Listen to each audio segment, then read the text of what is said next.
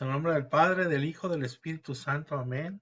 Señor, gracias por estar reunidos una vez más aquí, porque nos has reunido, porque estamos hoy, Señor, queriendo, bueno, conocerte más, Señor, porque queremos amarte más de lo que ya queremos, ya te amamos, Señor. Sabemos que nuestro amor es pues demasiado orgulloso, soberbio, egoísta, todas esas cosas, pero estamos confiados que tú nos cambiarás nuestro corazón, nuestra mente, Señor, y nos convertirás porque tú quieres que estemos siempre contigo, que caminemos contigo por la vida, que un día estar contigo para siempre en el cielo, que a eso viniste, a salvarnos, Señor.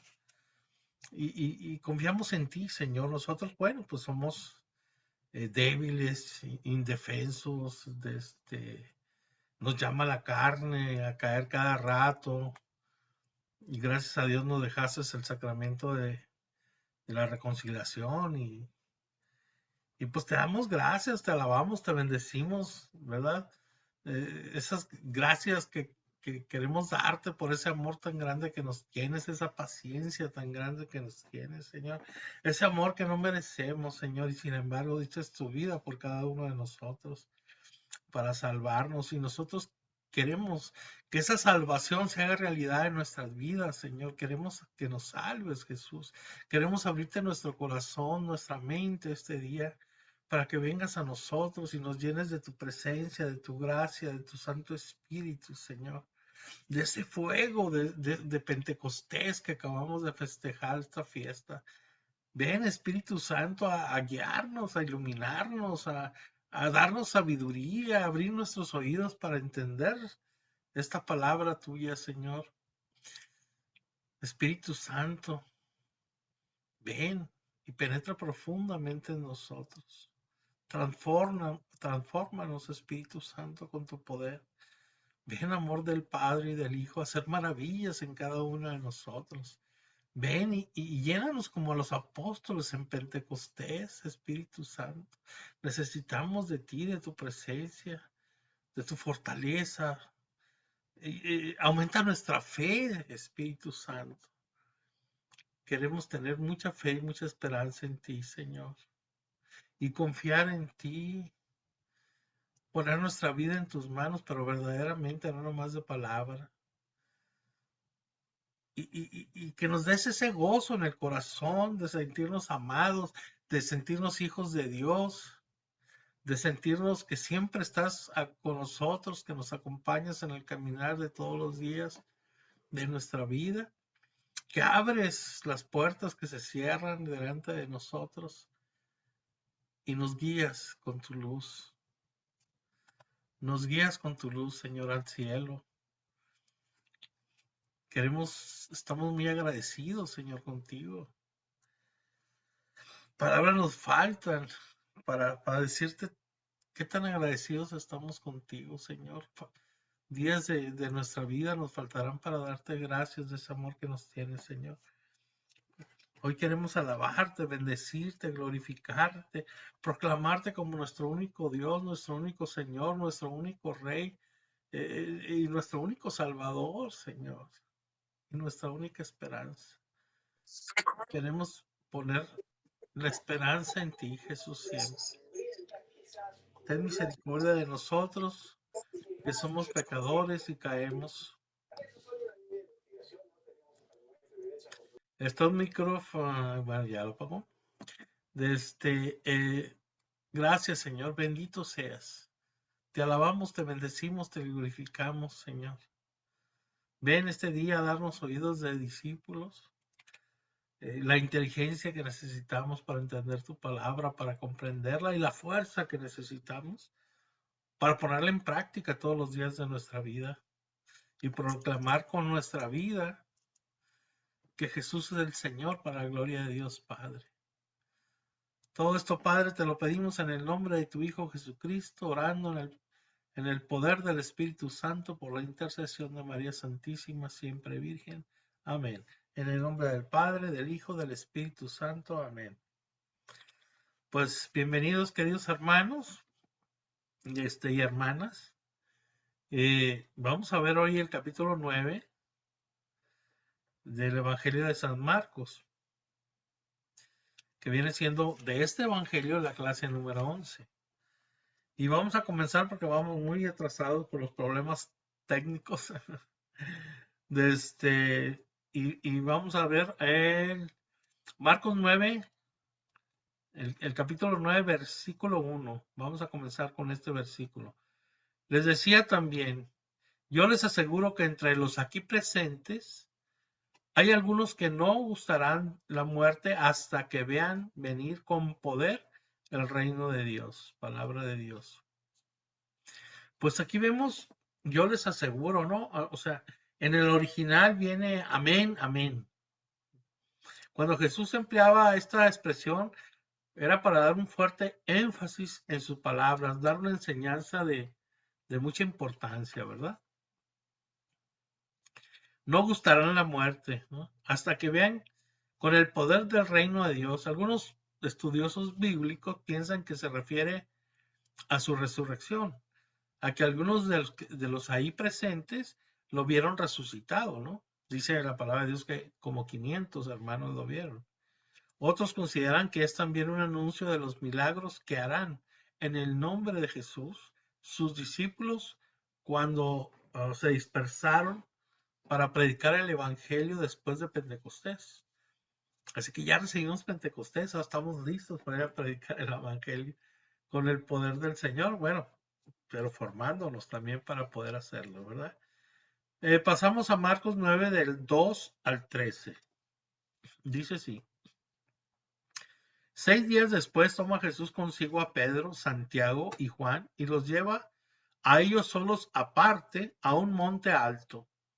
Y se transfiguró delante de ellos y sus vestidos se volvieron resplandecientes, muy blancos, tanto que ningún batanero en la tierra sería capaz de blanquearlos de ese modo. Se les aparecieron Elías y Moisés y conversaban con Jesús. Toma la palabra Pedro y dice a Jesús, Rabí bueno es estarnos aquí. Vamos a hacer 3 tiendas, una para ti, otra para Moisés y otra para Elías. Pues no sabía qué responder, ya que estaban atemorizados. Entonces se formó una nube que les cubrió con su sombra, y vino una voz desde la nube. Este es mi Hijo amado, escúchenlo. Y de pronto, mirando alrededor, ya no vieron a nadie más que a Jesús solo con ellos. Y cuando bajaban del monte, les ordenó que a nadie contaran lo que habían visto hasta que el Hijo del Hombre resucitara de entre los muertos.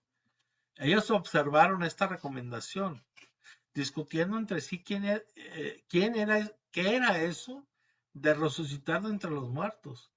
Y le preguntaban, ¿por qué dicen los escribas que Elías debe venir primero? Él les contestó, Elías vendrá primero y restablecerá todo. Mas, ¿cómo está escrito del Hijo del Hombre que sufrirá mucho y que será despreciado? Pues bien, yo les digo, Elías ha venido ya, y han hecho con él cuanto han querido, según estaba escrito de él. Palabra de Dios. Pues aquí vemos la transfiguración, ¿no? Aparece también en los otros 2 evangelios sinópticos de San Mateo y San Lucas. La pregunta planeada por los que plantean los discípulos de Elías solo aparece también en el Evangelio según San Mateo. Como Jesús se dio cuenta de cuando anunció a sus apóstoles que moriría y resucitaría, estos se desconcertaron, ¿no? Y se entristecieron, o sea, se pusieron tristes ante la idea de que él, a quien consideraban el Mesías, tuviera que sufrir y morir. Se lleva a sus 4 discípulos más cercanos para darles lo que podía considerarse pues una probadita de gloria del cielo al ver eso, ¿no? Algo que les ayuda a captar que lo que le han anunciado, que lo que él les ha anunciado, pues es parte del plan de Dios. Es todo esto que estaba contemplado en las Sagradas Escrituras y que Dios mismo lo avala, ¿no? La transfiguración pues nos concede una visión anticipada de la gloriosa venida de Cristo, el cual transfigurará este miserable cuerpo nuestro en un cuerpo glorioso como el suyo. Y nos dice San Pablo en Filipenses 3:21, ¿verdad? Pero ella nos recuerda que es necesario que pasemos por muchas tribulaciones para entrar en el reino de Dios. O sea, no es fácil. Eso nos dice San Lucas en Hechos 14:22. Y nos lo dice también el Catecismo de la Iglesia Católica, numeral 556. Dice aquí 6 días después, ¿no? Pero dices tú, pues 6 días después de qué, ¿no? Probablemente se refiere al momento en que Jesús les anunció por primera vez que moriría y resucitaría, como lo vimos en San Marcos 8:31. Tal vez también nos recuerda cuando la nube de la presencia de Dios, cuando cubrió el monte de Sinaí durante 6 días antes de que Dios hablara a Moisés. Esto lo podemos ver en Éxodo 24, del 16 al 17. Aquí dice que Pedro, Santiago y Juan se fueron con Jesús. Pues Jesús ya lleva a sus discípulos más cercanos, ¿no? Que tendrán luego que fortalecer en su fe a sus hermanos. A Pedro, que es quien elegirá para dirigir su iglesia. A Santiago, que será el primero en derramar su sangre por él. Y a Juan, hermano menor de Santiago, apóstol y evangelista, discípulo amado del Señor. Aquí nos está hablando de un monte alto, ¿no? En las Sagradas Escrituras suele suceder todas las manifestaciones por lo regular de Dios a su pueblo en el alto de un monte, ¿no? Según la tradición, pues el monte Tabor en Galilea. Y este nos lo dice en Éxodo 19, 3, 16, Éxodo 19, 19, el primer libro de Reyes 19, 8. Y dice la palabra, y se transfiguró delante de ellos, y sus vestidos se volvieron resplandecientes, muy blancos, tanto que ningún batanero en la tierra sería capaz de blanquearlos de ese modo. O sea, se transfiguró, se transformó, tuvo un cambio que pudieron ellos ver. Es verdad. No fue una visión interna o imaginación o un relato simbólico, sino una teofanía.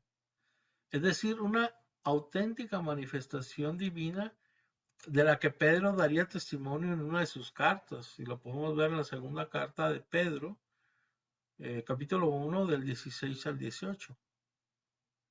Jesús adquiere un resplandor sobrenatural que ayuda a los discípulos a reafirmar que es Dios. Y vemos que de blanco, muy brillante, ¿verdad? Y que el blanco se relaciona con la divinidad siempre, como lo vemos por ejemplo, en el libro de Daniel, capítulo 7, versículo 9.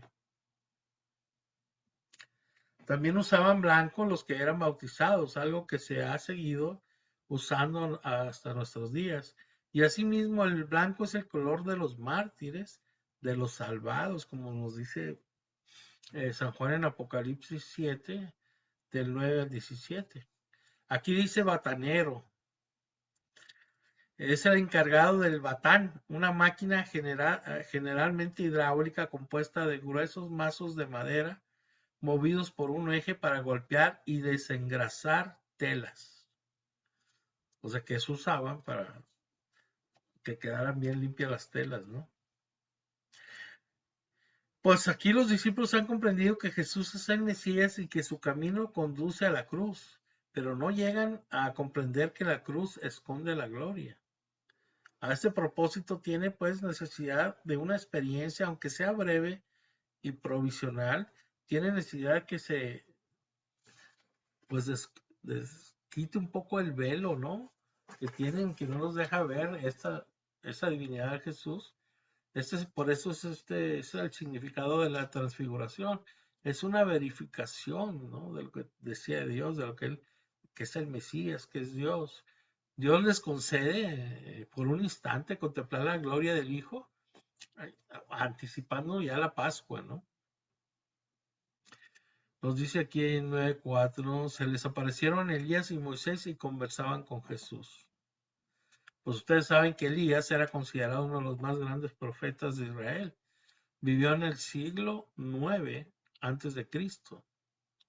Su historia está narrada en los libros de los reyes, por ejemplo, en Primera de Reyes 17-19,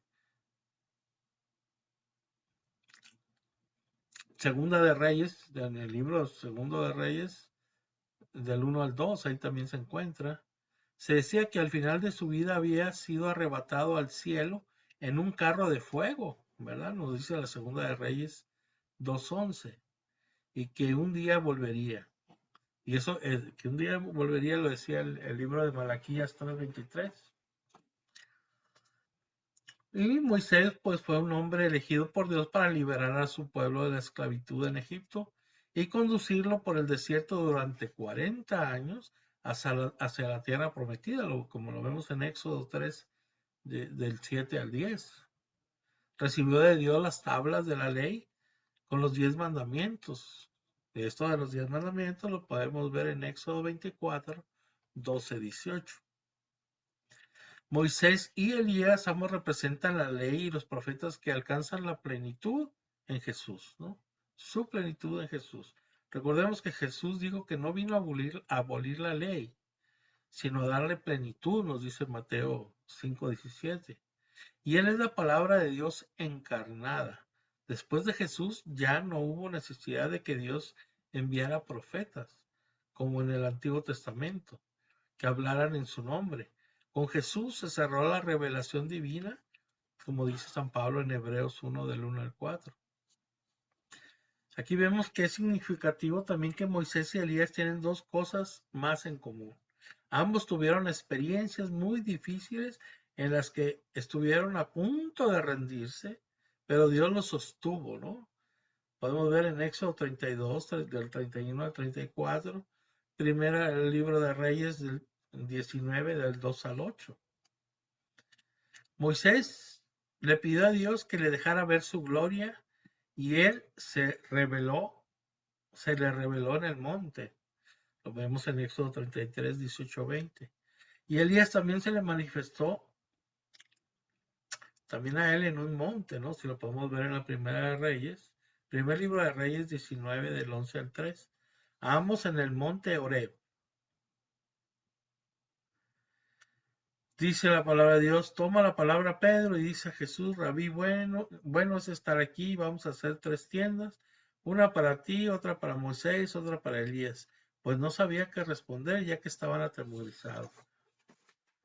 Por lo que primero se le vino a la cabeza a Pedro fue lo que dijo, ¿no? Por decir algo. Tomó la palabra él, ¿no? Una y otra vez se nota en el Nuevo Testamento que Pedro ocupa un lugar muy especial de liderazgo en los discípulos, en los apóstoles. Aquí vemos que Rabí, pues ya sabemos que significa maestro. Bueno es estarnos aquí, dice, vamos a hacer 3 tiendas. Pedro propone que se queden allí. Ya hacen sus tiendas, ahí se quedan, era una experiencia maravillosa. O sea, porque aquí Pedro está experimentando una tentación muy humana, ¿no? Quedarse con Jesús y sus amigos en lo alto, lejos del mundo, a gusto, solos, ¿no?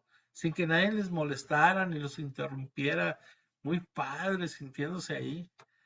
También nosotros nos vemos tentados a vivir en una religiosidad en la que disfrutamos rezar, ir a misa, ir a retiros, apartarnos del mundo, del ruido, ¿verdad?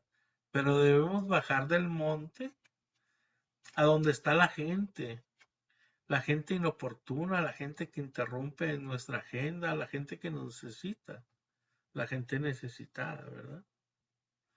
Estaban atemorizados, pues no es para menos, ¿no? Las manifestaciones divinas siempre causan temor de ese tipo tan fuertes, ¿no? Como Éxodo 20, 18, 21. Sigue diciendo la palabra, entonces se formó una nube que les cubrió con su sombra y una voz desde la nube. Este es mi hijo amado, escuchen. Pues si vemos lo de la nube, es fundamental en la vida del pueblo israelita. cómo se manifestaba por medio de la nube el Señor, ¿no? En el Antiguo Testamento vemos que Dios se manifiesta a través de una nube, como nos dice Éxodo 16:10. Por ejemplo, cuando su pueblo salió de la esclavitud de Egipto y atravesó el desierto, Dios lo guiaba con una columna de nube. Lo podemos leer en Éxodo 13:21 al 22. Les cubrió con su sombra. La nube no aparece en lo alto, sino que los cubre con su sombra. Es decir, los envuelve, les hace imposible no percibirla. Se les manifiesta claramente, ¿verdad? Esto recuerda a Éxodo 24, 15, 16. Yo tuve una experiencia de esa nube cuando, cuando yo conocí al Señor. eh, Antes, porque lo vi, ¿verdad? Se apareció a mí. Pero antes de eso, vi una nube que nos cubría. Estábamos ahí como unos 150 personas, yo creo. Y estaba derramándose el Espíritu Santo fuertísimo. Y de repente veo todos esos por los dones de lengua, unos otros caían en descanso, ¿verdad? Y yo volteaba nomás para todos lados, yo no estaba ni siguiendo la oración, nomás sí tenía yo los pelos para de punta, de que se sentía la presencia así tan bonita del Señor. Y no sé cómo pasó, pero volteé hacia arriba y de repente en vez de ver el techo vi una nube. Y a la hora de ver la nube, supe yo que esa nube era el amor de Dios que se estaba derramando sobre todos nosotros. Y fue algo impresionante. Y es muy bonito, es una sensación muy padre. Que al principio pues no sabía, yo volteaba para todos lados, no sabía qué estaba pasando, ¿verdad? Pero hasta que yo le abrí el corazón al Señor, que nunca, no había querido, al contrario, lo rechazaba. Y hasta que ya dije, Señor, bueno, yo tengo un corazón de piedra, Señor. Dame un corazón de carne como el tuyo, Señor. Porque mi corazón es de piedra porque no puedo, no sé amar, soy muy orgulloso, muy soberbio, muy esto. Y dije, pero se lo dije de corazón al Señor en ese momento. Y dije, dame un corazón de carne para amar, Señor, es más. Pero cuando le dije, es más, dame tu corazón para amar, fue cuando no. Aquello. Comencé a sentir así despacio en mis pies y luego que se iba subiendo a mis tobillos, iba subiendo lentamente lo que me iba entrando y luego a las rodillas y así hasta que ya traía aquí en el cuello. Y, y yo, o sea, yo una persona durísima y mala, ¿no? Entonces, las lágrimas se me salieron solas, yo no quería llorar ni nada. Hasta yo pensé, ¿cómo yo, Martín, llorando? O sea, ¿qué es esto, no? Y me aplastó tanto el amor de Dios, me sentí tan pequeño que después me sobrepasó a mí, y ya no podía respirar, agarraba aire por la boca porque me aplastaba el amor de Dios.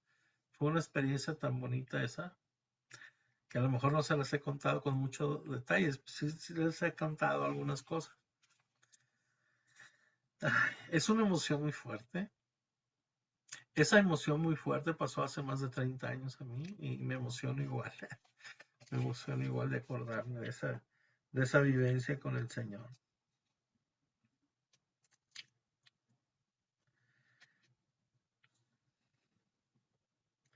Entonces, y viene una voz desde la nube, dice.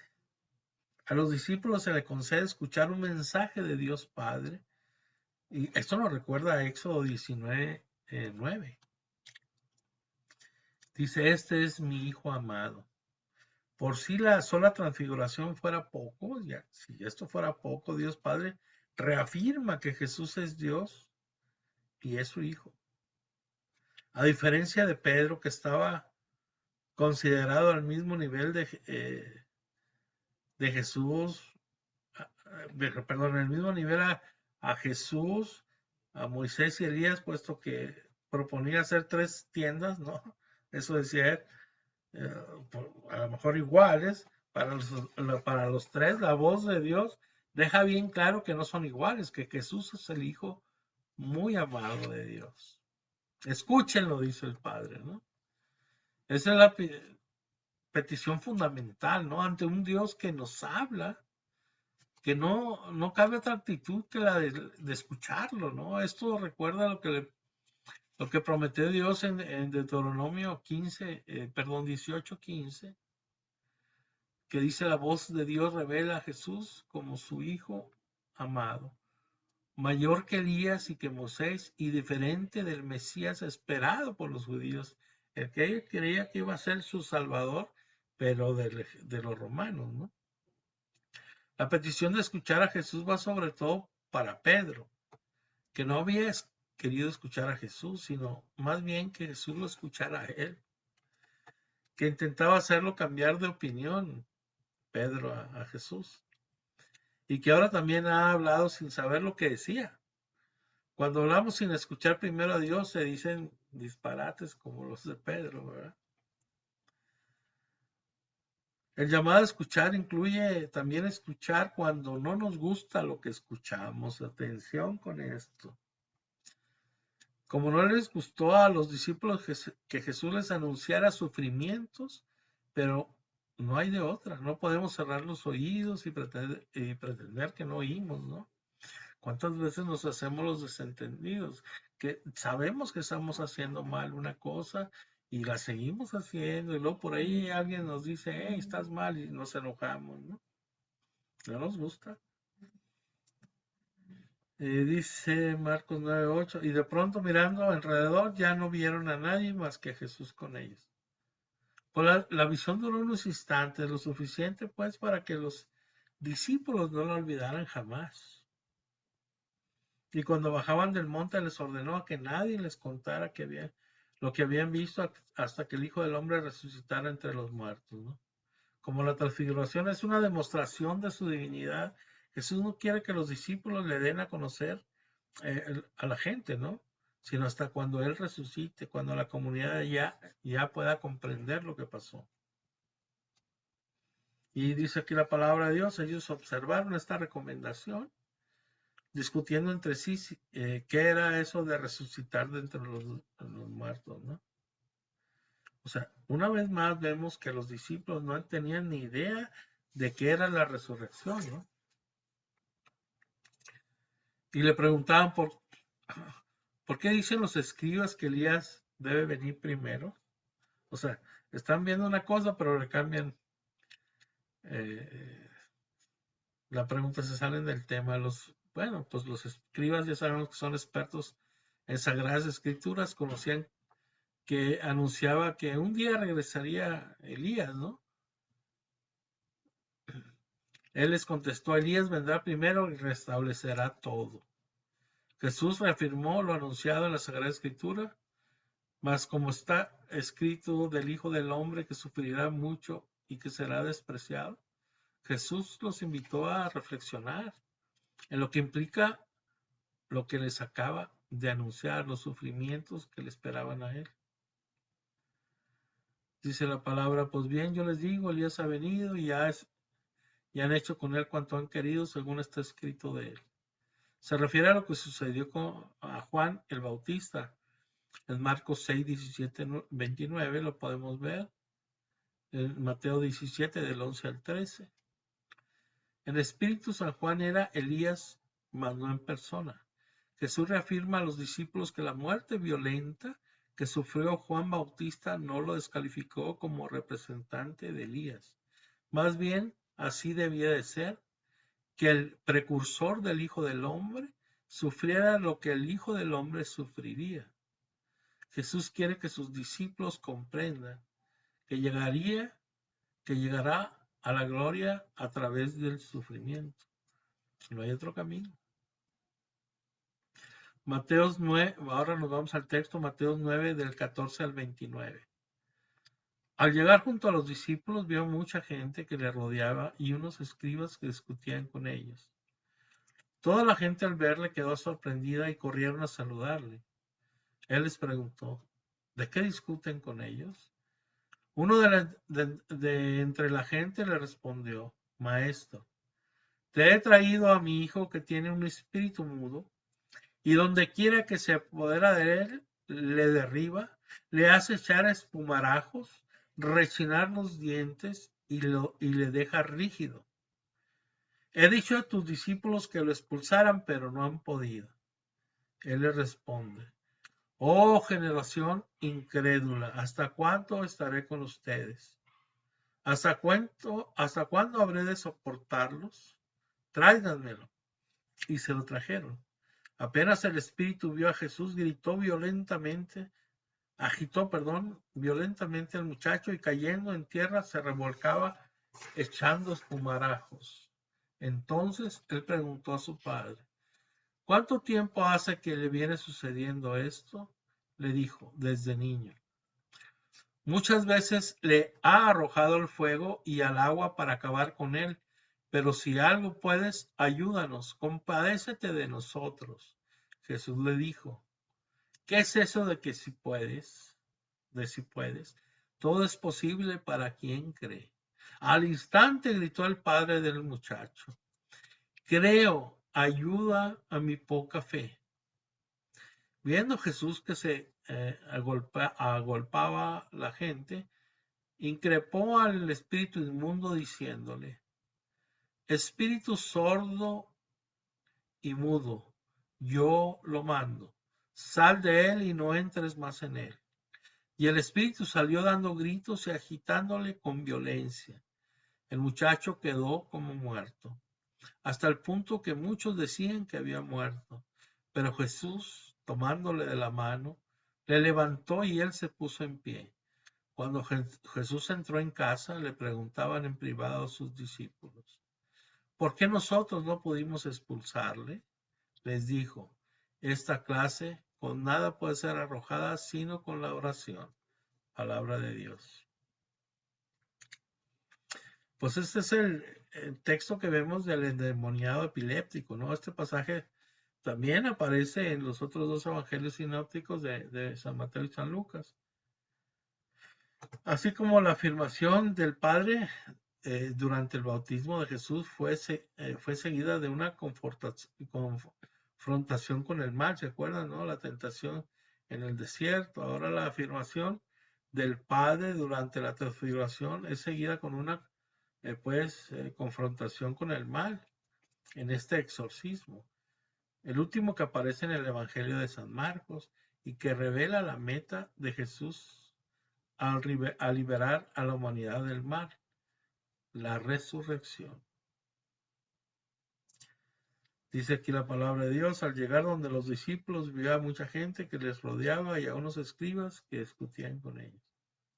Jesús, Pedro, Santiago y Juan bajan del monte donde están los otros nueve discípulos y los encuentran en medio de la multitud y discutiendo con los escribas, es decir, con los expertos en interpretar las Sagradas Escrituras. La oposición contra Jesús pues se va ampliando. Los escribas ya no solo discuten con él, también con los discípulos y siendo letrados, conocedores de la Sagrada Escritura, seguramente quieren hacerles sentir que son superiores, ¿no? Ya que los discípulos eran personas sencillas. Como cristianos, como católicos, como seguidores de Jesús, hemos de ser conscientes de que, así como Jesús enfrentó la oposición y provocó molestias en mucha gente, también nosotros enfrentaremos la misma situación. Hoy en día, si alguien dice que se ha vuelto budista o agnóstico, que está explorando religiones orientales o que es ateo, es bien visto y hasta lo felicitan, ¿verdad? Pero si alguien se declara ferviente católico, es visto casi siempre con desconfianza o con pena y considerado fanático. Hay que estar preparados para esto, ¿no? Dice el texto, toda la gente al verle quedó sorprendida y corrieron a saludarle. Él les preguntó, ¿qué discuten con ellos? La gente se sorprende al ver a Jesús ahí, La gente corre hacia Jesús. Claro, quieren estar cerca de Él. Como ya alguna vez Jesús ha preguntado a sus discípulos de qué discutían y estos se quedaron callados, ahora más bien le pregunta a Él a la gente, no a los discípulos. ¿Qué están discutiendo con ellos?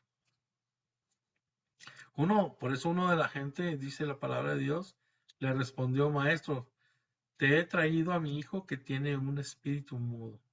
Donde quiera que se apodera de él, lo derriba, lo hace echar espumarajos, rechinar de dientes y le deja rígido. El hombre que responde reconoce a Jesús como maestro y dice que le trajo a su hijo, es decir, que había ido con la intención de que Jesús ayudara a su muchacho, ¿no? Nos dice que tenía un espíritu mudo, ¿no? Nuevamente aparece un espíritu mudo que hace al joven incapaz de hablar, de alabar a Dios, de comunicarse con los demás. Le derriba, dice la palabra, ¿no? Lo hace echar espuma por la boca, rechinar de dientes y le deja rígido. Queda claro que el joven realmente ha padecido terriblemente por esta situación. Hermanos, y no crean que no, yo soy testigo, me ha tocado ver todo esto, los espuma por la boca, rechinar de dientes, todo eso me ha tocado verlo, a mí nadie me lo cuenta, así es que hay que tener cuidado en qué hacemos con nuestras vidas, qué decisiones tomamos. A veces somos muy superficiales y nos dejamos llevar por el mundo, porque alguien me dijo, porque alguien me recomendó. Y vamos cayendo con brujos, hechiceros, Santa Muerte, lectura de cartas, Ouija y esas cosas, y cuidado. Y no se salvan los servidores en las parroquias y eso. Me ha tocado orar por muchos de ellos. Así es que tengamos cuidado y pongamos nuestra vida en manos de Cristo. Algunos teólogos modernos, de los que ponen en duda todo lo que no entra dentro de su lógica, dicen que este muchacho no estaba poseído, sino que tenía epilepsia, pero que en ese tiempo, como no se conocía la epilepsia, le atribuían a algún demonio. Eso no es cierto. En los evangelios se hace una clara distinción de cuando una persona está enferma y cuando está poseída.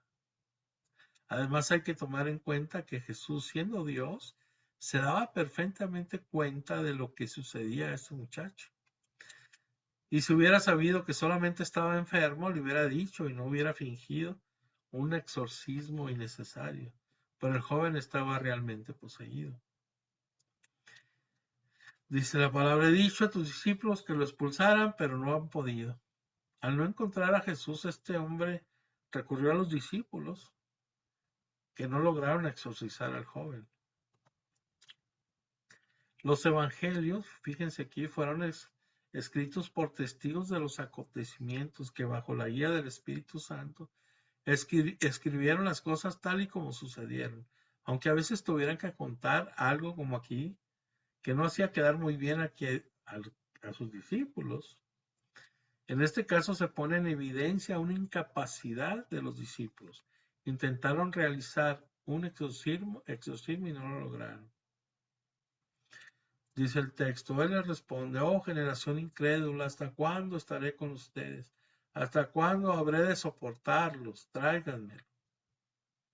Este reproche de incredulidad, pues es el único en el que Jesús dirige a sus discípulos. Es el único así fuerte, pero es el más grave.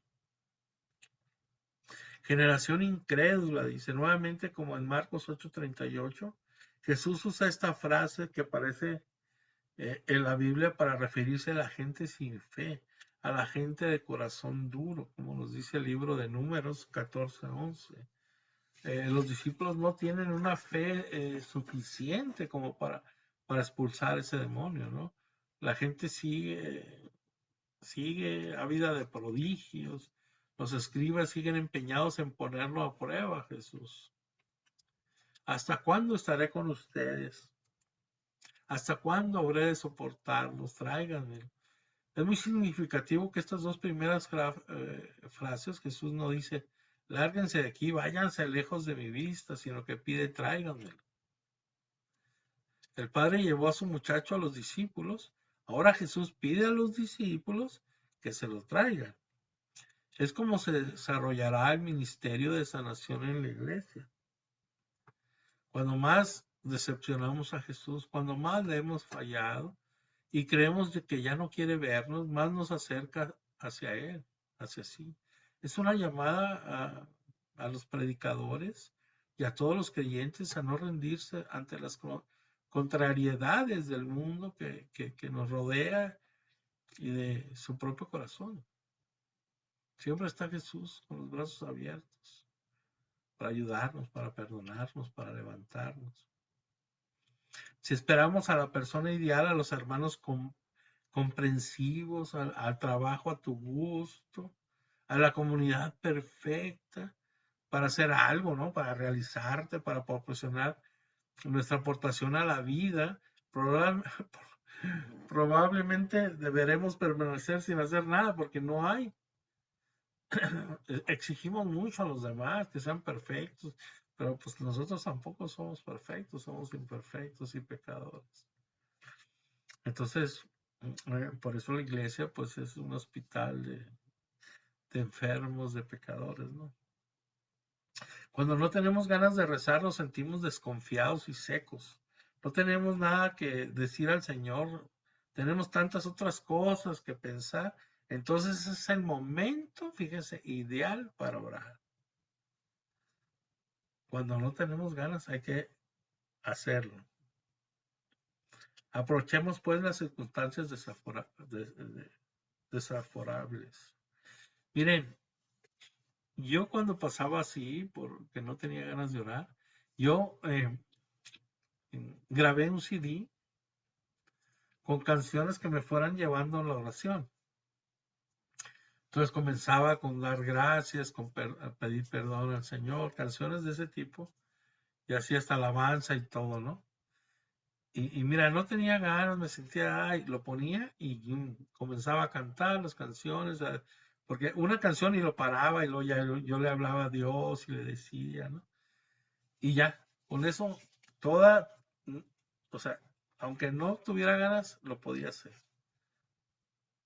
Si es un tip, por si ustedes gustan. ¿Hasta cuándo estaré con ustedes? ¿Hasta cuándo? Imagínate que si nos dijeran el Señor cómo nos pondríamos, ¿no? Hay que aprovechar todas esas cosas desfavorables o desaforables o en contra que tenemos para orar y para cuando lo sentimos así, en vez de, no tengo ganas, vamos a hacerlo aunque no tenga ganas.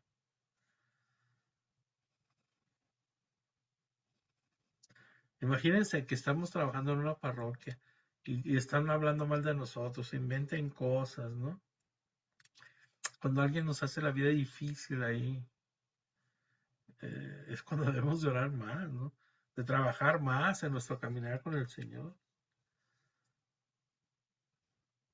Dice el texto, y si lo trajeron apenas el espíritu vio a Jesús, agitó violentamente al muchacho y cayendo en tierra se revolcaba echando espumarajos.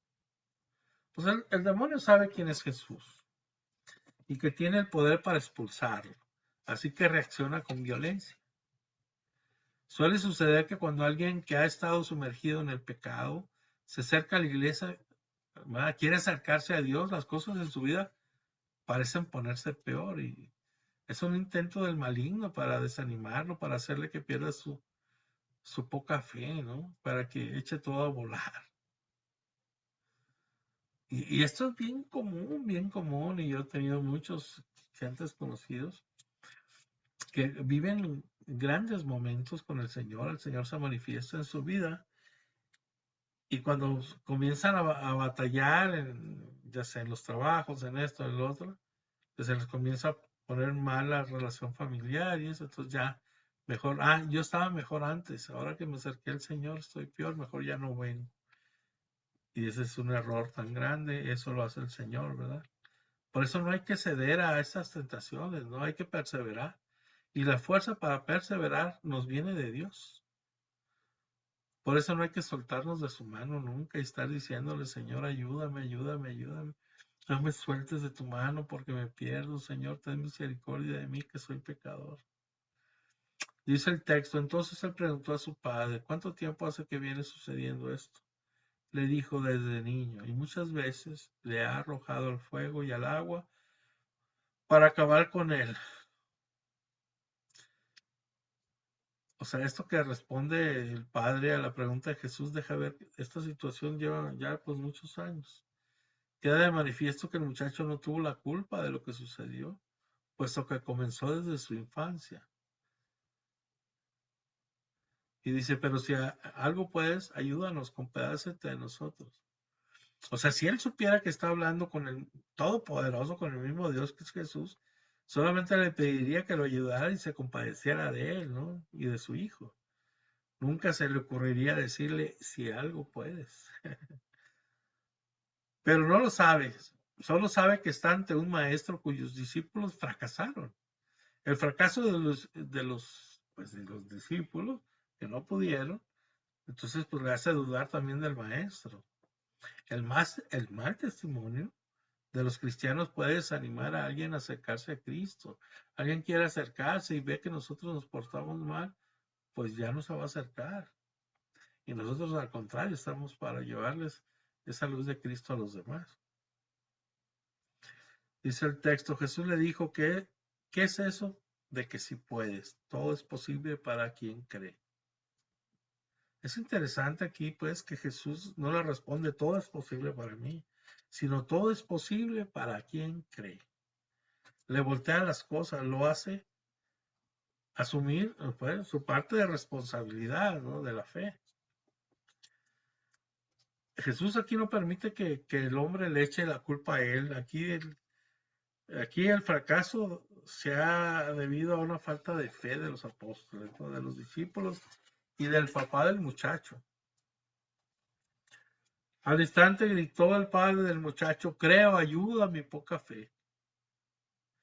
El hombre no solo reconoce que le falta fe, sino que le pide ayuda a Jesús para que le ayude a aumentarla. El hecho de que pida a Jesús que ayude a su poca fe muestra un aumento ya de su fe, pues ha comprendido que este maestro que está delante de él es capaz de transformar su corazón. La fe no es solamente un conocimiento intelectual, ¿verdad? No consiste solamente en creer en Dios, sino creerle a Dios, de fiarse de Él, de confiar en Él, de decirle que sí. En este sentido, por supuesto que puede aumentar la fe. En la medida que más conocemos a Jesús, que leemos los evangelios, descubrimos lo que dice, cómo actúa, dialogamos con Él en la oración, lo recibimos en los sacramentos, entonces nuestra fe va aumentando. Es decir, vamos confiando cada vez más en Él, vamos atreviéndonos cada vez más a decirle que sí a lo que nos pide. Vamos fijándonos cada vez más en Él. Por eso decirle, Señor, ¿cómo quieres que te quiera si no te conozco, Señor?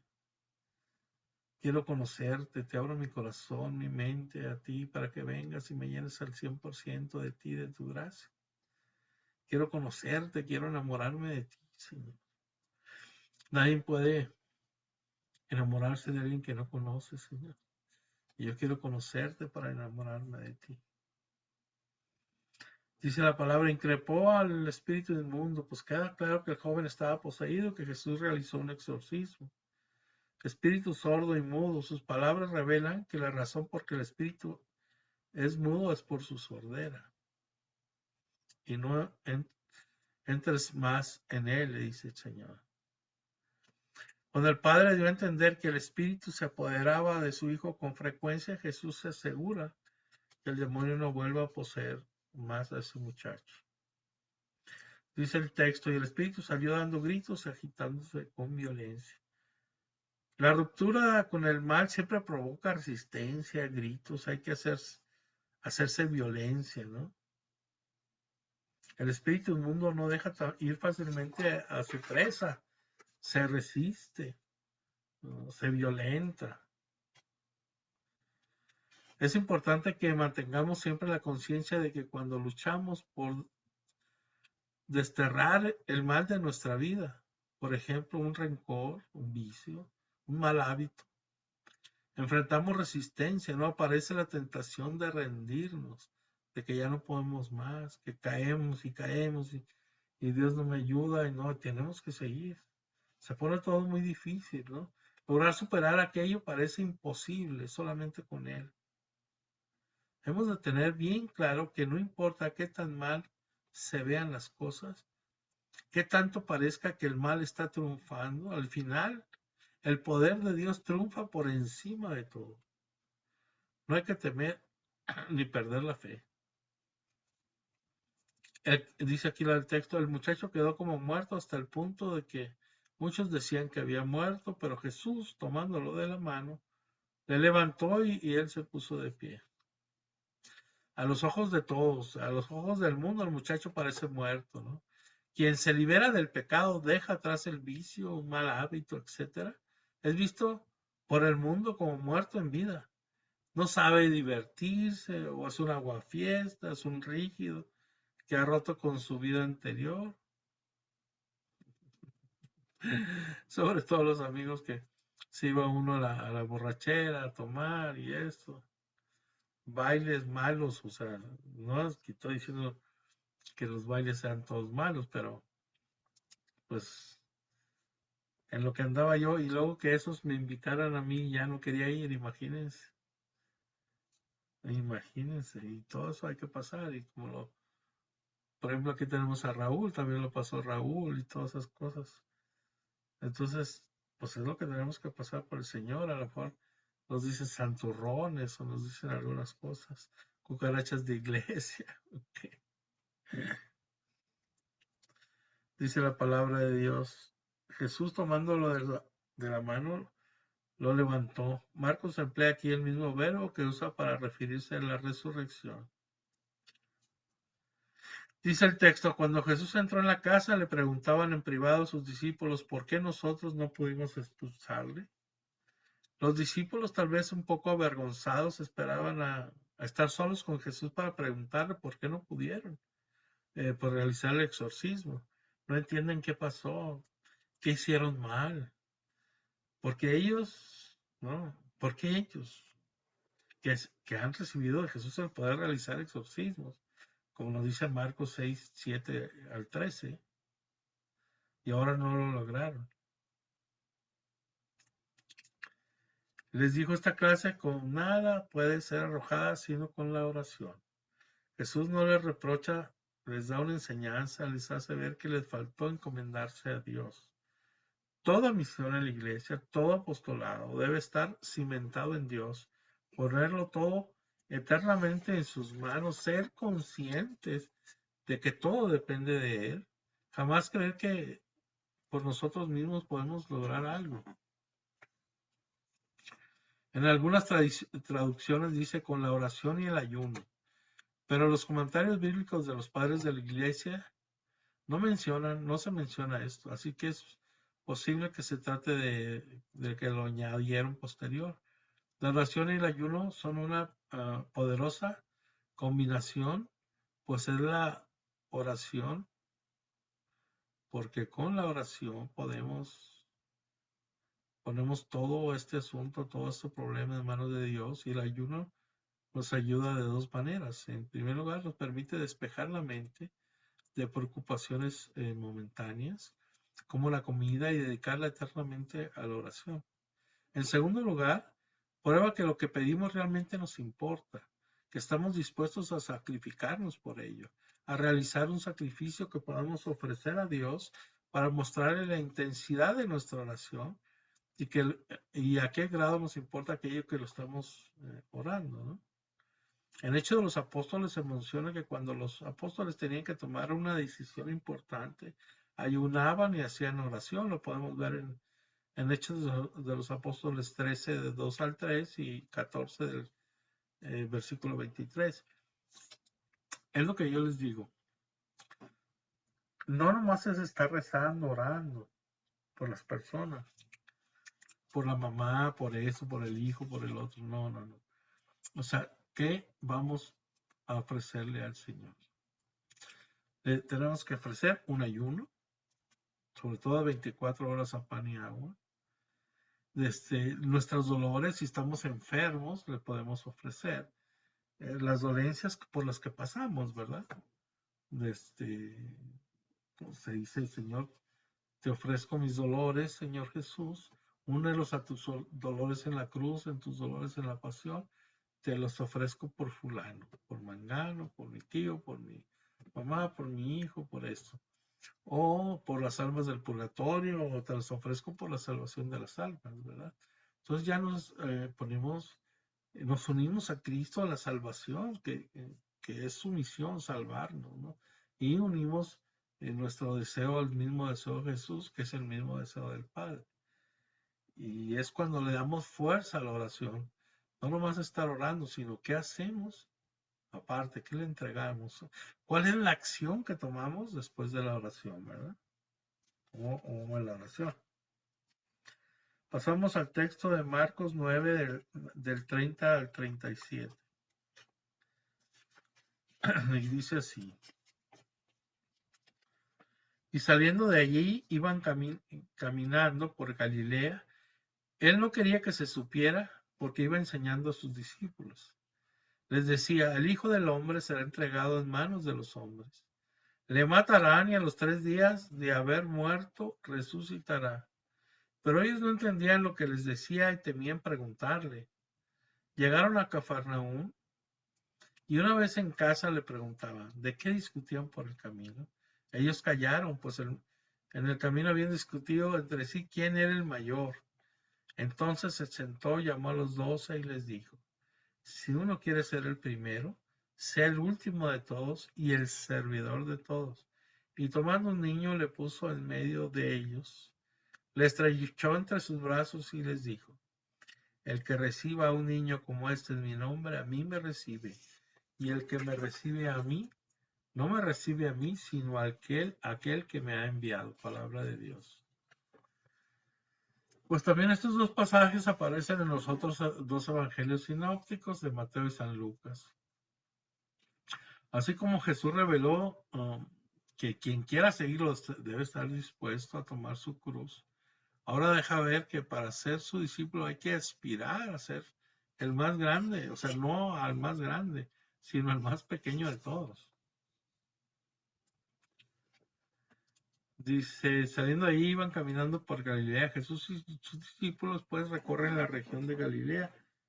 San Marcos nos dice, nos muestra que Jesús camina, que Él va, ¿no?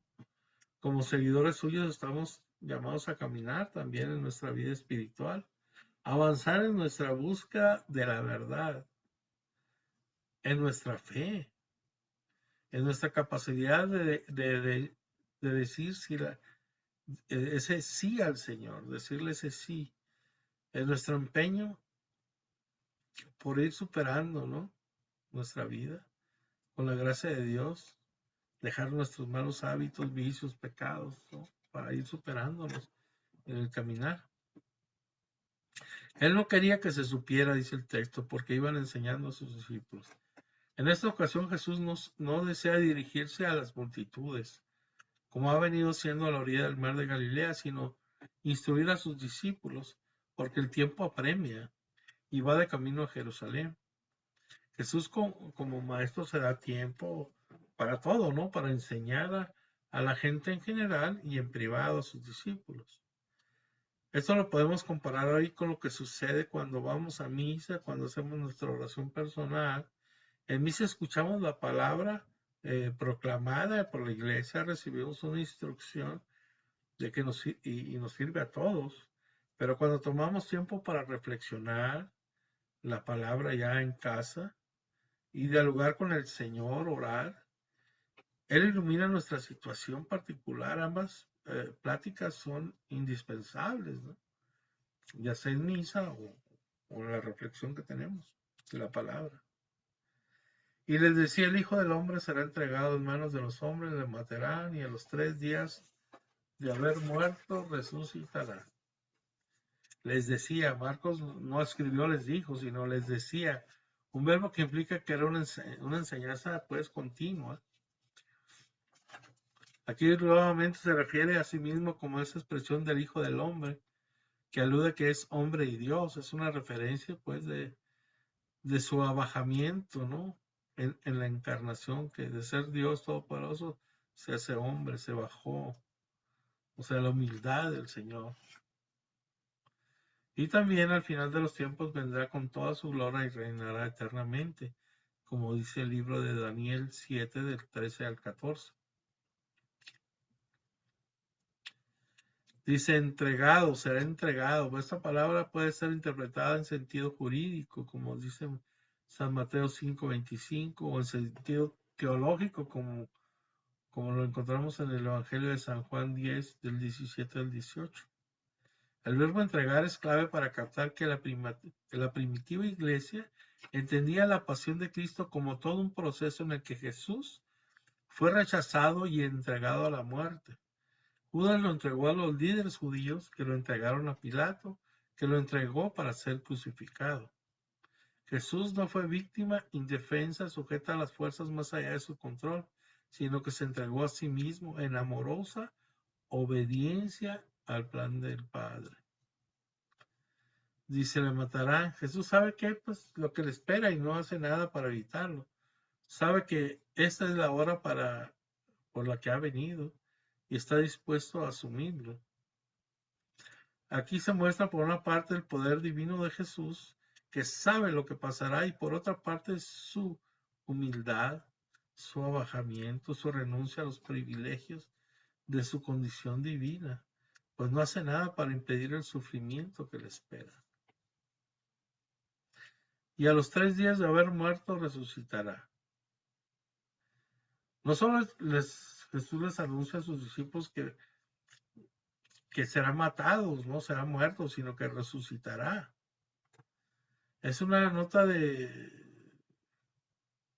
esa gozosa certeza que debería llenarlos de fuerza y esperanza, pero no lo entendieron ellos, no lo han entendido. Pues aquí dice, pero ellos no entendían lo que les decía y temían preguntar. No entendían lo que es lo que resucitar, como vimos en Marcos 9:10. Pero como antes de decirles que resucitaría, les dijo que lo mataría, no quieren averiguar ya más, ¿no? A ellos les da miedo, les da vergüenza, les da tristeza, ¿no? Ver que Jesús les anuncia por segunda vez que lo van a matar. Y nadie se le acerca a mostrarle algún gesto de apoyo. Está entre sus amigos, pero realmente está en soledad. Temen preguntarle, no por el miedo a ser reprochados de su escasa inteligencia, ¿no? ¿Verdad? Es por miedo a que a través de la claridad se les quite la coartada de la ignorancia y por tanto se impida la huida. Ellos buscan no profundizar a una verdad desagradable. Como nosotros, a veces hay tantos temas que no queremos tocar con Dios, que pensamos, ni le muevo a eso, ¿verdad? En esto ni me meto. No sea que me diga algo que no quiero oír. No sea que me diga algo que no quiero hacer, por ejemplo. Que perdone, por ejemplo, a quien no quiero perdonar. Que ayude a quien no quiero ayudar, a aquel que me ha hecho muchas cosas malas. Y nos vamos acostumbrando a evadir el encuentro con Dios en la oración, en los sacramentos, inventando pretextos. No tengo tiempo para orar, ahorita tengo muchas cosas que hacer. Y poco a poco, casi sin darnos cuenta, nos vamos alejando de Él. Y se nos convierte en un desconocido. Porque la amistad con alguien se consigue solo cuando nos damos tiempo para conocer al otro, para escucharle, para platicarle nuestras cosas. Jamás deberíamos de evadir a Dios en nuestras vidas, jamás. Llegaron a Cafarnaún y una vez en casa, ¿verdad? Pues Cafarnaún significa aldea de consuelo. Ahí tenía Simón su casa, Simón Pedro, y ahí acostumbraron a quedarse Jesús y sus discípulos, como nos dice Marcos capítulo 1 del 29 y capítulo 2:1. Le preguntaba qué discutían por el camino. El tiempo del verbo les preguntaba, indica que se les preguntó varias veces. Jesús sabía lo que habían venido discutiendo, pero los cuestionaba para que lo asuman y se los diga. Ellos callaron porque por el camino habían discutido entre sí quién era el mayor. El silencio de los discípulos pues deja ver que sabían que no estuvo bien haber discutido quién era el mayor. Por segunda vez al anuncio de Jesús de que será matado y resucitará, no recibe una respuesta adecuada. Jesús les acaba de decir por segunda vez lo que va a sufrir y ellos cambian el tema y se ponen a discutir quién es el mayor. El ego vuelve al hombre a sí mismo, hacia sí mismo, y lo cierra hacia los demás. Lo vuelve insensible, desconsiderado, rudo, injusto. En su tiempo, como en el nuestro, la gente quería destacar, ser admirado, sentirse por encima de otros. Jesús quiere impedir que esto ocurra en sus discípulos. Dice aquí la palabra de Dios, entonces se sentó, ¿no? O sea, la postura de sentado es la que usaban los maestros de la ley para dar una enseñanza importante. Hoy en día esa postura se sigue usando en la Iglesia Católica. El Papa, los obispos y algunos sacerdotes dan su homilía sentados, ¿verdad? En la sede. Aquí dice que llamó a los 12. Cuando dice esto es una enseñanza dirigida exactamente a ellos, a los 12, porque ellos serán los encargados de ir en el nombre de Jesús. Y es muy importante que tengan claro cuál debe ser su actitud. Y les dijo, si uno quiere ser el primero, sea el último en todo y servidor de todos. Si uno quiere ser el primero, pues Jesús dice que no está mal querer ser el primero. Lo que hay que ver es que se entiende por ser el primero. ¿Y qué medios se emplean para conseguirlo? Eso es importante. Jesús planteaba una enseñanza inaudita que para ser el primero hay que ser el último. Jesús dice algo inesperado. Si quieres ser el primero, sé el último. ¿Cómo entender esto? Se trata de entenderlo sobre todo en un sentido espiritual, de ser el primero a los ojos de Dios con los criterios de Dios. Entonces sí, quien quiera ser el primero debe aprender a considerarse primero, considerar primero a los demás, a tenerlos por mejores a los demás, a estar dispuesto a poner los propios dones y capacidades a su servicio, como nos dice San Pablo en Filipenses 2, de 3 al 8. Por ejemplo, cuando vemos cosas malas en algún hermano o algo que entonces siempre debemos de preguntarnos, ¿y yo? ¿Yo estoy siguiendo yo lo que el Señor quiere? ¿En qué estoy fallando yo?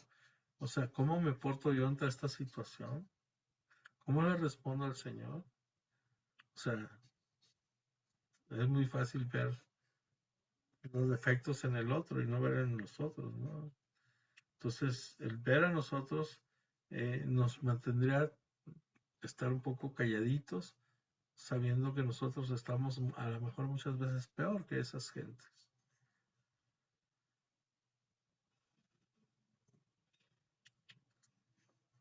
Pues es usar lo que eres y tienes no solo para tu propio beneficio, sino también para beneficiar a alguien más, ¿verdad?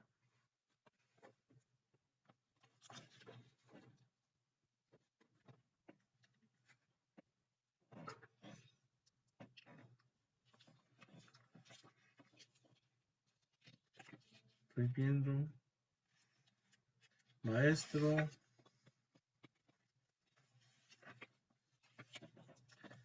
Bueno, pues ¿cómo debemos servir? Bueno, ejercitando los propios dones, ¿no? Salir del egoísmo que tenemos y ser útiles a los demás, amar como Dios nos pide que amemos, no como nosotros queremos. Dice la palabra del texto, dice, y tomando un niño le puso en medio de ellos, le puso en medio de ellos, le estrechó entre sus brazos y le dijo. En algunas traducciones no dice niño, sino pequeño. Un término que es quizá más exacto, porque Jesús quiere ilustrar la importancia de hacerse pequeño, en contraste con las pretensiones de sus discípulos que quieren ser grandes, ¿no? El más grande. En Palestina, por ejemplo, tener hijos era muy importante, era considerado una gran bendición de Dios, pero en sí los niños no eran tomados en cuenta, no contaban cuando contaban a toda la gente, los niños ni las mujeres.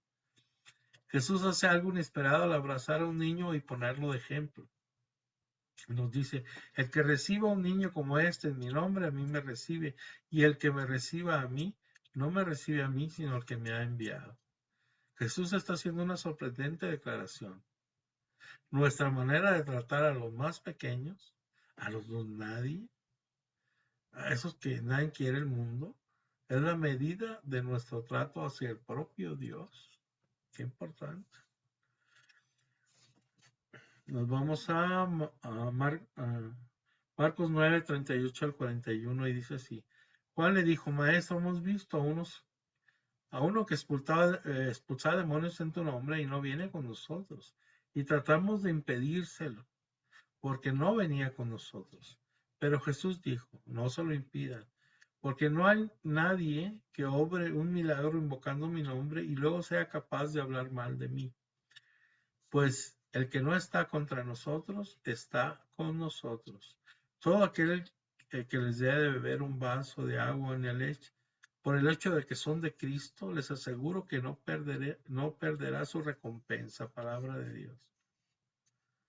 El primero de estos pasajes bíblicos aparece también en el Evangelio de según San Lucas. El segundo es el de San Mateo. Pues Jesús aquí vemos que da a sus discípulos indicaciones sobre su relación con quienes no pertenecen al grupo de sus discípulos. Juan le dijo, maestro, hemos visto uno que expulsaba demonios en tu nombre y no viene con nosotros, y tratamos de impedírselo porque no venía con nosotros. Uno que expulsaba demonios en tu nombre, ¿no? Como esos chismosos de, mira, hizo esto y eso. Estaban fuera del grupo los apóstoles, comenzaban a surgir personas que creen en Jesús y que invocando el nombre de Jesús logran realizar exorcismos y milagros. Es interesante comparar este episodio con otro que narra los hechos de los apóstoles, en Hechos 19, del 13 al 16, en el que unos hombres intentan hacer exorcismos en el nombre de Jesús y les va muy mal. Porque este hombre del que habla Juan sí lo logró. La probable respuesta está en la fe. Este hombre invocaba el nombre de Jesús, en cambio los otros, aquellos que se refieren a Jesús como alguien a quien predica Pablo, ellos decían, o sea, querían expulsarlo a aquel que predica Pablo, ¿no? Como diciendo, nosotros no la conocemos, pretenden usar pues el nombre de Jesús como una fórmula mágica y también podemos caer en esos errores.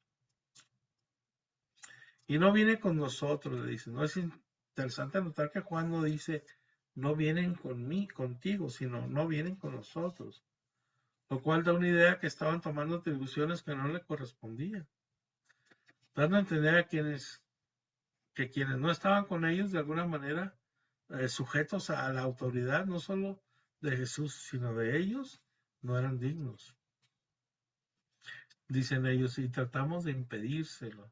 A diferencia de Jesús, al que vimos admirarse al encontrar más fe en un pagano que en un israelita, como nos dice Mateo 8:10, a sus apóstoles no les gusta descubrir que alguien que no es del grupo logre obrar prodigios. ¿Cuántas veces dentro de los grupos de la iglesia hay envidias y que sí, esto está bien y que nosotros sí somos el grupo fregón, el que sigue a Jesús, aquellos no sirven, aquellos no, es más, ni les ayuden a ellos? O sea, es triste, me ha tocado ver todas estas situaciones.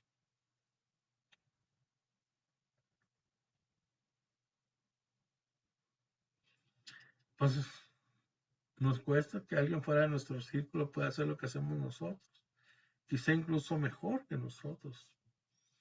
pues no hay que verlos como enemigos, sino como hermanos en Cristo, como nos dice San Pablo en Filipenses 1, 12, 18. Es una realidad y la carne nos lleva por senderos no muy buenos. Y por eso hay tantos problemas en las parroquias a veces, cuando si todos tenemos un fin, el familiar cristiano, eh, todos los que estamos, los de Rica, los de esto, los del grupo de oración, la renovación carismática, todos, en nuestra parroquia hay 78, creo, ministerios. Y todos quieren lo mismo, llevar a Jesús a los demás, que sean ellos un camino por un medio, como Acts también, de llevar, o sea, a todos los hermanos a Jesucristo. Y debemos estar contentos porque lo hacen, ¿no? Unos lo hacen de una forma, otros de otra, pero alabado sea el Señor, que siempre ha sido así. Y debemos estar contentos y apoyarnos unos con otros. Mateo 9:39. Pero Jesús dijo, no se lo impidan porque no hay nadie que obre milagros invocando mi nombre y que luego sea capaz de hablar mal de mí. O sea, Jesús los tranquiliza, ¿no? A los apóstoles, que probablemente estaban preocupados de que ese hombre que no era parte del grupo pudiera hacer algo erróneo, equivocado, ¿no? Y poder causar pues, alguna confusión o daño a la gente. No podemos pretender tener derecho de autor, ¿no? En el nombre de Jesús. No tiene copyright. Quien cree en Él, quien realiza milagros en su nombre, tiene ya un pie adentro. Hay que animarlo a entrar a nuestra iglesia, a nuestra comunidad, a nuestros grupos, no echarlos afuera. Dice aquí el texto, pues el que no está con nosotros está por nosotros. Jesús da a entender a sus discípulos de quien no lo rechaza, quien no lo ataca, está a su favor, es favorable a su causa. No debe de ser considerado un enemigo.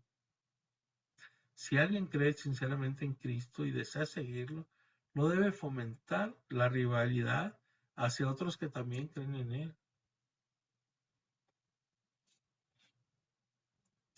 Todo aquel que debe beber un vaso de agua por el hecho de quienes son de Cristo, les aseguro que no perderá su recompensa. Aquí ya se amplía el círculo. Ahora también, quien realice una obra de misericordia con los discípulos obtendrá una recompensa en el cielo. Este mismo texto en el Evangelio según San Mateo, en Mateo 10:42, tiene un sentido más amplio. Se da a entender que será recompensado quien dé un vaso de agua por el hecho de ser de Cristo, lo cual incluye tanto que quien da el vaso lo da porque es de Cristo y está obedeciendo su mandato de amar, y también que se da el vaso de agua a alguien porque ese alguien pertenece a Cristo. Nos vamos al texto, Marcos 9, del 42 al 50. Y aquel que escandalice a uno de estos pequeños que creen, mejor les es que le pongan en el cuello una de esas piedras de molino que mueven los asnos y que le echen al mar. Si tu mano te es ocasión de pecado, córtatela. Más vale que entres manco en la vida que con dos manos. Que con dos manos ir al Gehenna, al fuego que no se apaga. Si tu pie te es ocasión del pecado, córtatelo.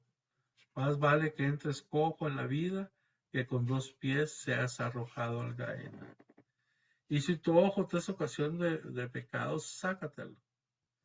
Más vale que entres con un solo ojo en el reino de Dios que con dos ojos ser arrojado al Gehenna, donde su gusano no muere y el fuego no se apaga. Pues todos han de ser salados con fuego. Buena es la sal, mas si la sal se vuelve insípida, ¿con qué la sazonarán? Tengan sal en ustedes y tengan paz unos con otros. Palabra de Dios. Pues este texto también aparece en los evangelios de San Mateo y San Lucas. ¿verdad? ¿Qué se entiende por escándalo, no? En el mundo la palabra suele tener dos significados. Uno referido al gran ruido, o sea, como diciendo qué escándalo están haciendo. Bajan del volumen al radio, y otro se refiere a la reacción de asombro e indignación ante un hecho en el cual casi siempre está involucrada una conducta inmoral. ¡Qué escándalo! Ya se supo que ese funcionario robó millones. En la Biblia lo de escándalo se refiere a decir, hacer o dejar de hacer algo que afecte la fe de alguien, al grado que alejarlo de ella, más aún algo que pone en peligro su salvación, esto es grave. Cuando andamos dando malos consejos y que los llevas por otros caminos. Ay, amiguita. Ah, me ha tocado tantas ocasiones que ahí, de los que van a misa y todo, pues se van a misa y luego se van con la bruja. Y luego recomiendan a esa bruja. No, es tan buena esta señora, si vieras, ve con ella. Ella sí te va a ayudar. Entonces estamos mandando, quitándole la salvación a una mujer que va a buscar al diablo para que le ayude a hacer las cosas, porque cualquier bruja es un diablo, ¿no? Y es el diablo el que maneja esas situaciones.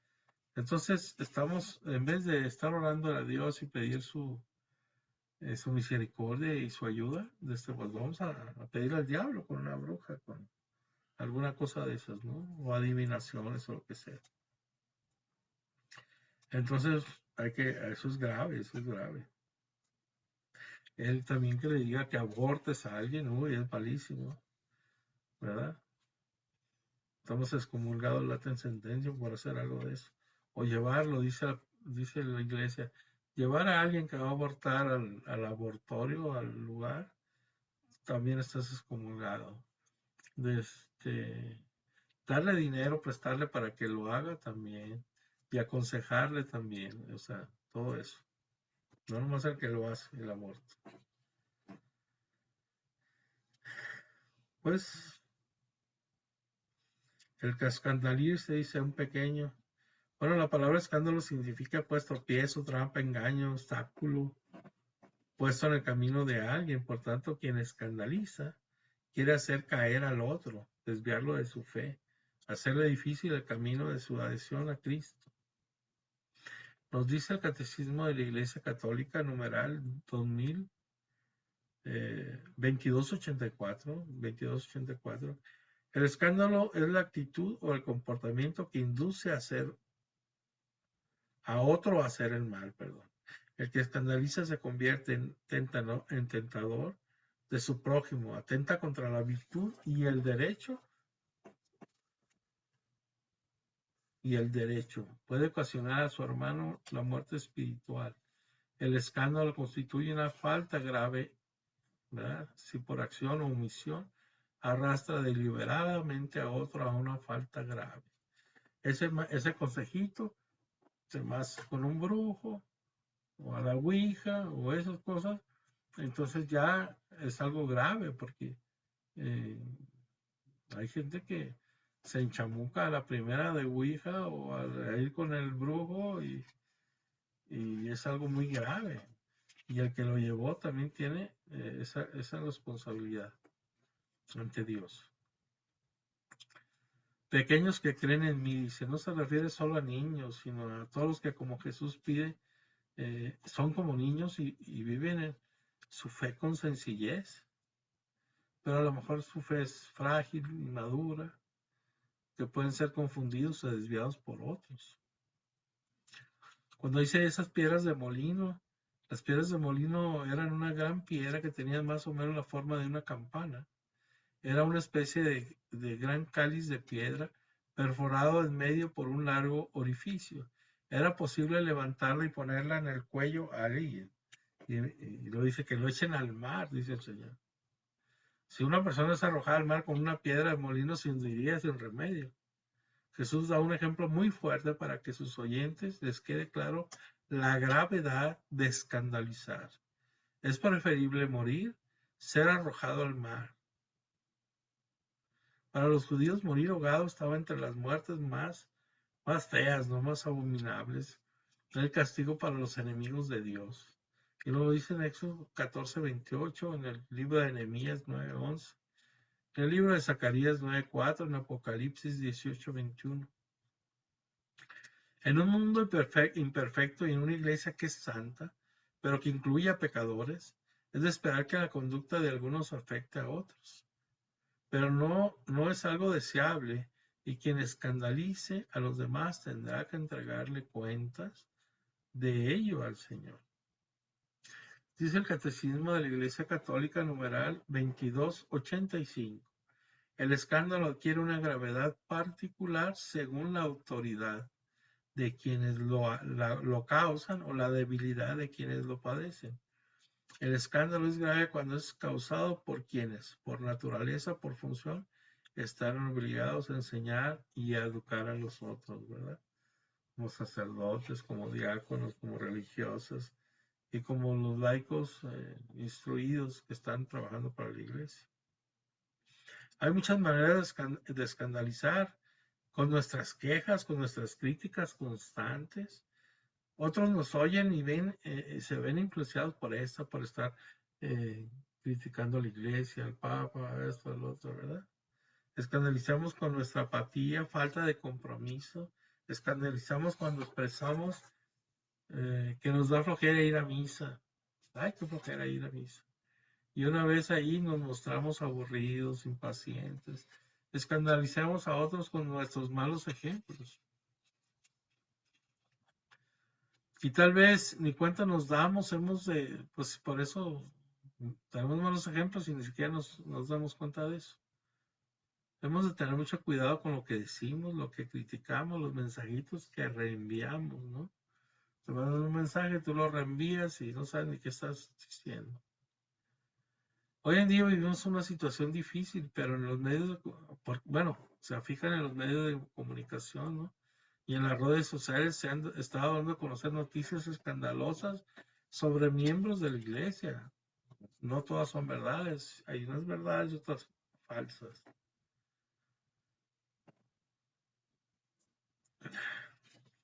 Dice, si tu mano te es ocasión de pecado, córtatela, más vale que tengas todo esto, ¿no? Que arrojado al Gaena. Pues no se debe entender esto en sentido literal. Es una advertencia a no sobrevalorar las propias fuerzas y una amonestación a resistir inmediatamente y con decisión el ataque del mal. Jesús está empleando imágenes muy fuertes para que quede claro a sus oyentes que cualquier cosa es preferible antes de que cometer pecado. Muestra que toma el pecado muy en serio. Jesús no está otorgando o sea, no está abogando o no está diciendo o sea, que te mutiles físicamente,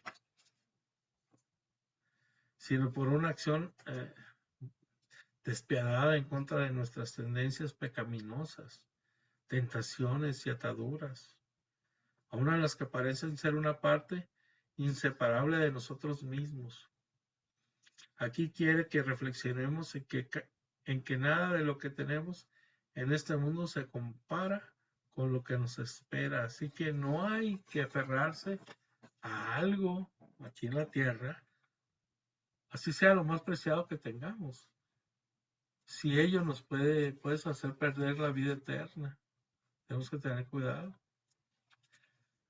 Pues ya saben que el Gaena es como de serie el infierno, ¿no? Eso nos dice Mateo 5:22 también. El nombre de Gehenna deriva del valle de los hijos de Ginón, al sur de Jerusalén, señalado en Job 15:8. El profeta Jeremías lo maldijo porque se sacrificaban ahí hijos e hijas de ídolos. Lo podemos ver en Jeremías 7:30-34. En conexión con esto se desarrolló en el judaísmo la idea de que en ese barranco maldito tendría lugar el juicio del final de los tiempos y que abriría el fuego infernal. Lo del gusano y el fuego son imágenes que ya existían en el judaísmo, ¿verdad? Si lo queremos ver en Eclesiástico 7:17, en Isaías 66:24, en el libro de Judith 16:17. ¿Ah? Dice, pues todos han sido salados con fuego. Pues la sal se empleaba para conservar alimentos, sazonar y purificar. En el Antiguo Testamento se usaba para el sacrificio. Lo podemos ver en Ezequiel 43:24, Éxodo 30:35. A los israelitas se les advertía que no debían insultar a Dios con ofrendas, que no tuvieran, o sea, con ofrendas que no tuvieran la sal de la alianza con Dios, como dice Levítico 2:13. Es decir, ofrendas que fueran rituales vacíos sin auténtico celo de Dios. Igualmente se consideraba que el fuego no solo destruía, sino purificaba. Lo dice en el libro de Números 31:23. La purificación con sal y fuego ha sido interpretada de varias maneras, entre las que se cabe destacar las dos más mencionadas, como pruebas que el discípulo enfrenta en esta vida y que le sirven para purificarse de todo aquello que no es conforme a la voluntad de Dios, y como una referencia al purgatorio. Ese estado de purificación por la que pasan las almas para terminar de santificarse y poder llegar al cielo. Buena es la sal, mas si la sal se vuelve insípida, ¿con qué la sazonará? Dice, bueno, la sal que se consume en Palestina proviene de su mayor parte de las salinas de evaporación del Mar Muerto, y nunca es químicamente pura, sino que está mezclada con otros elementos, por lo que puede con gran facilidad tomar un gusto desabrido.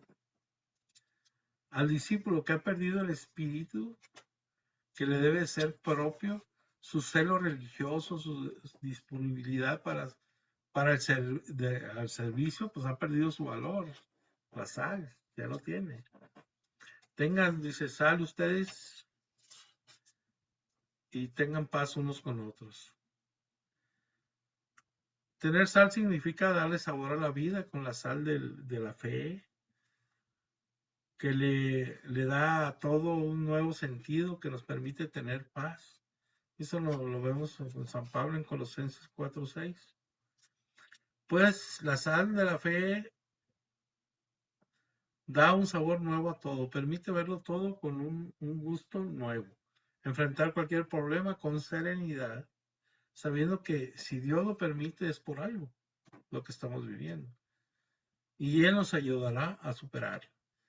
La vida sin la sal de la fe se vuelve insípida, monótona, sin gusto, sin sentido. La fe conduce a la paz, aunque permite ponerlo todo en manos de Dios. Pues queridos hermanos, este es el capítulo 9 del Evangelio de San Marcos. ¿Alguna pregunta que tengan por ahí?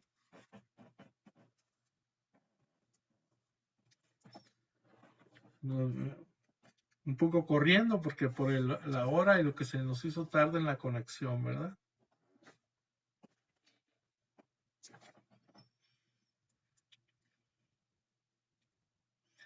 ¿Hay alguna pregunta, alguna duda?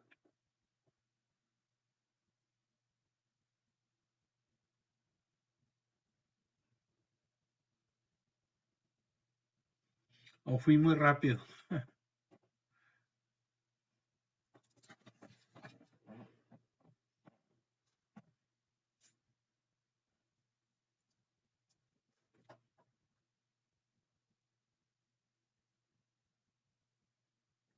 Hello. Hola, buenas noches. Buenas noches, Fabiola. Pues no, bueno, no tengo preguntas, todo creo que estuvo muy bien explicado. Todos, yo entendí todo de lo que explicó. Gloria a Dios, qué bueno. Sí. Qué bueno.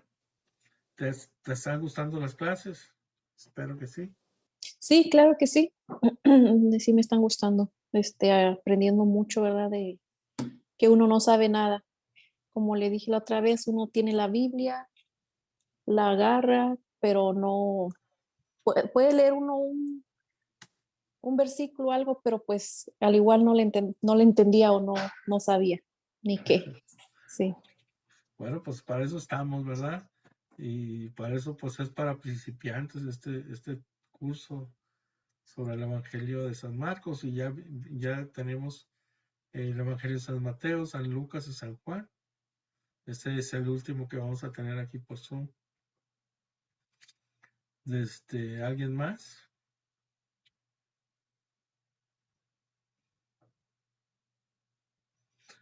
Entonces vamos a dar gracias si no hay preguntas. Ok, en nombre del Padre, del Hijo, del Espíritu Santo. Amén. Te damos gracias, Señor, por tu presencia, por lo que has puesto en nuestros corazones este día, Señor.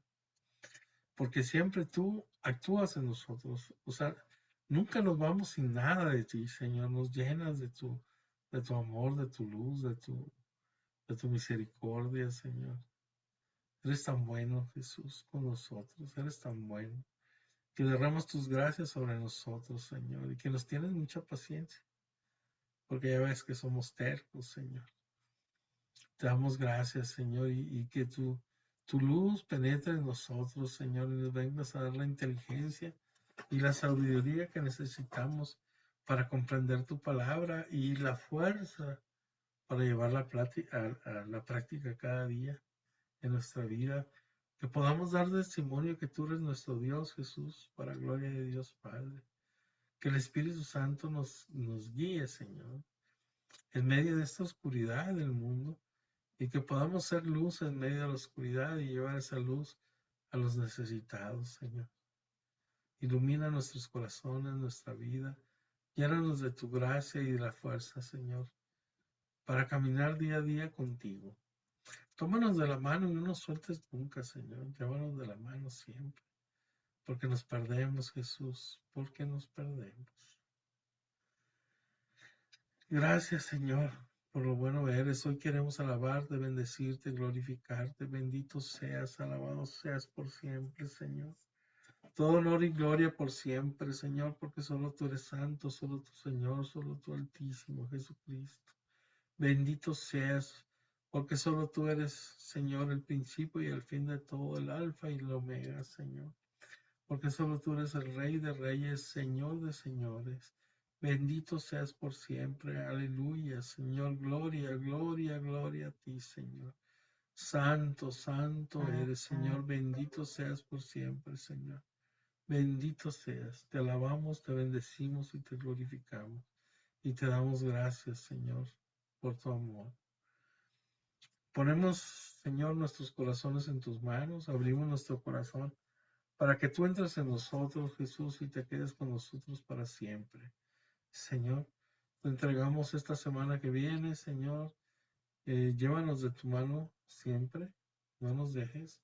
Te ponemos nuestras familias en tus manos, nuestros hijos, esposos, esposas, padres, hermanos, todos los ponemos en tus manos, Señor, para que tengas misericordia de cada uno de nosotros, de nuestras familias, Señor, y nos lleves por buen camino siempre, Jesús. Con tus bendiciones, bajo tu sombra, Señor, de esa nube, que eres tú, Dios, santo y poderoso. Todo esto, Padre, te lo pedimos en el nombre de tu Hijo Jesús, orando en el poder del Espíritu Santo y por la intercesión de María Santísima, siempre Virgen. Amén. En nombre del Padre, del Hijo, del Espíritu Santo. Amén.